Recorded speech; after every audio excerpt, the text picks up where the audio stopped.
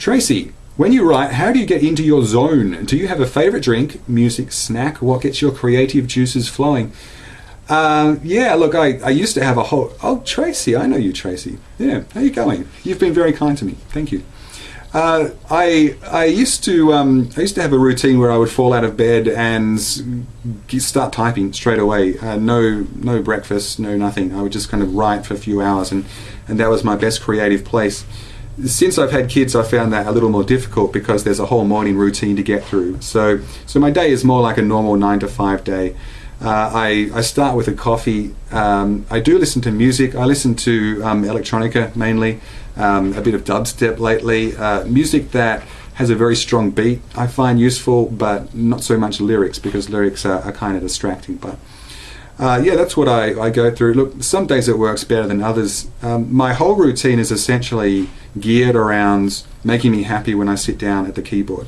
And my writing routine is based around making you look forward to that. I feel like I do my best writing when I'm enjoying it, that if I force it, then I can write. I can make myself write thousands of words, but only bad words. I actually went through a period where I decided, okay, I'm going to treat this like a proper job. I'm going to have a minimum word target, 2,000 words each day.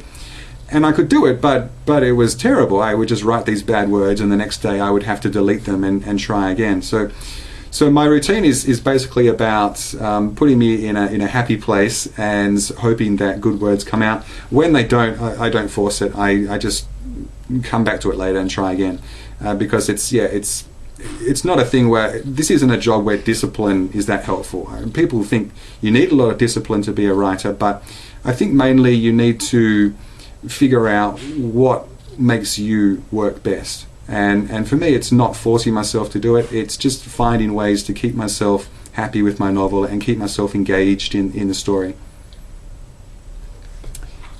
Michael says, this sounds like the reverse of Millennium Man. Was Asimov's book an inspiration for this work, and what can you tell me that will make me head off to Amazon to order a copy? Well, my children need shoes, Michael. They really need shoes. But look, I haven't read Millennium Man. I am a fan of Asimov. I've read a lot of his work, but not that one. So yeah, look, I kind of remember the trailer from the the Robin Williams movie. So I know what you're getting at with that question.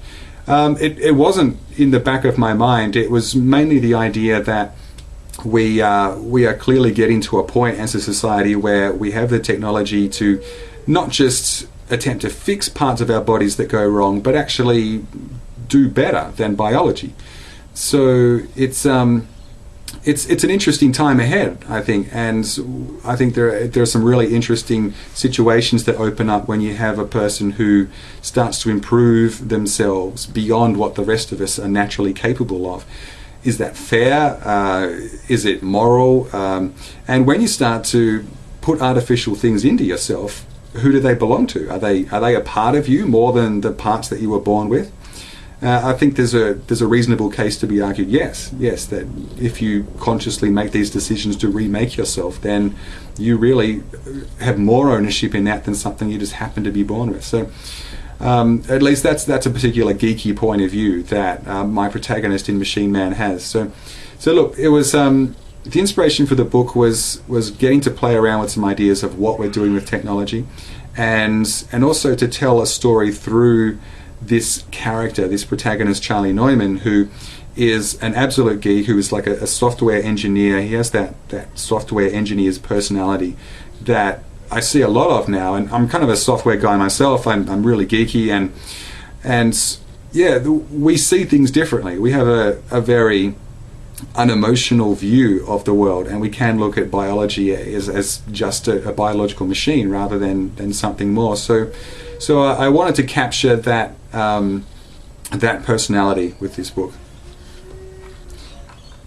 I've lost track of how many questions I'm supposed to be answering here, so I'm just going to keep going.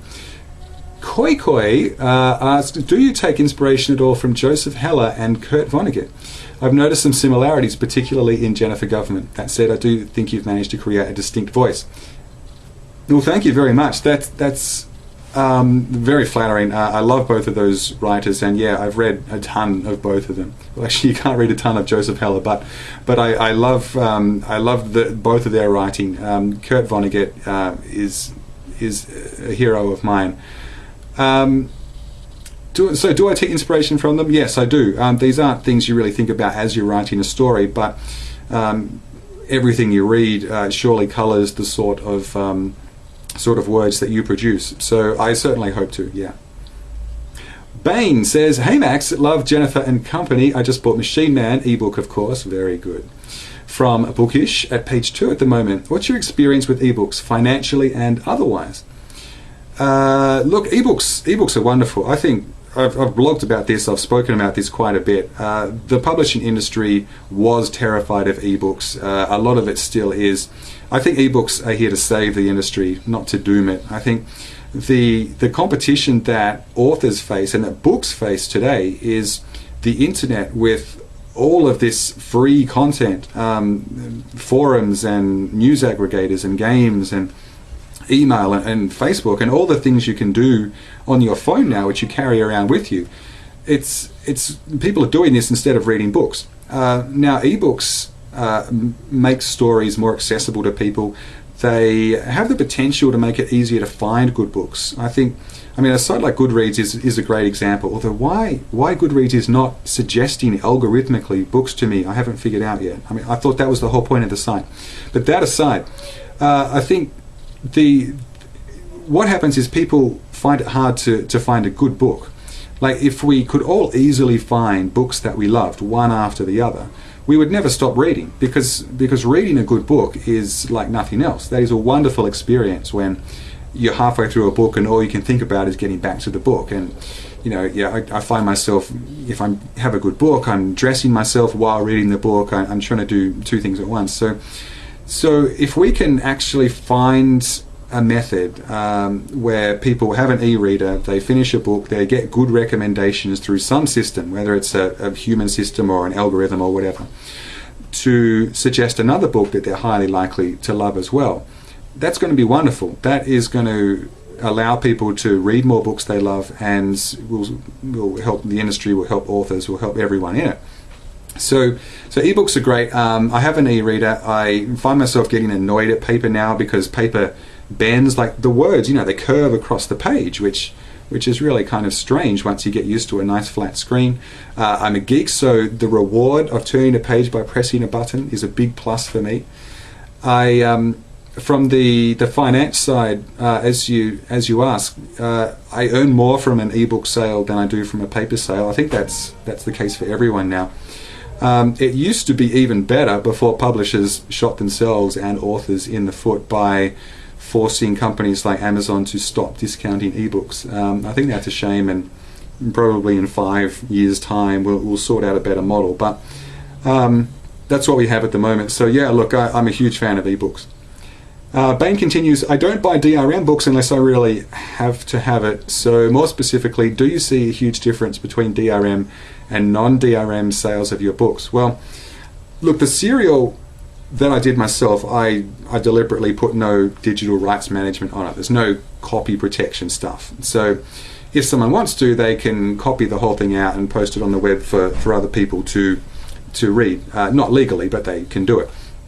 Publishers are not quite willing, most publishers are not quite willing to take that risk. So I think that all of my books that you can buy in ebook version, in the US at least, have DRM with them.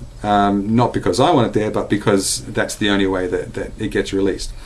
And as the author, you are kind of in a tough position. Like I feel like I am capable of releasing an ebook by myself, but no publisher wants to publish a print version of one of my novels while I keep the e-rights. I'm not J.K. Rowling. So the question for me is basically, do I want this published in print as well? If so, I'm using a publisher and they are selling the ebook version in the format that they want, which unfortunately means DRM. Eliel, possibly, asks, "Max, I still rank Jennifer Government as one of my favorites of all time. Given your comments on your blog about Reddit readers, which body part would you remove if it could be replaced with reliable Wi-Fi? Look, that is an excellent question. Look, Wi-Fi, of course, is just, it's an interface. You can't do anything with Wi-Fi itself. You could, implant some sort of receiver there, but then what are you doing with it? You need to have some sort of reader on your eyeballs and some way to interact with it somehow. So getting the Wi-Fi implanted is really just step one.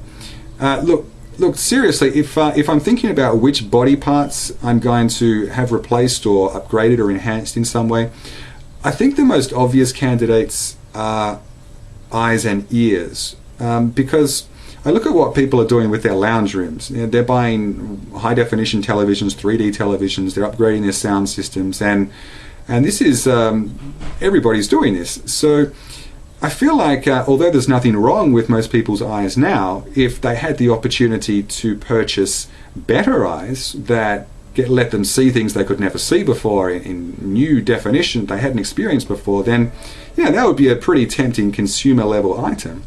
Especially if your friends started getting better eyes and were talking about all the things they could see and you couldn't, then there'd be a little bit of consumer jealousy there. So yeah, I'm banking on eyes and ears as being the first things that can be upgraded.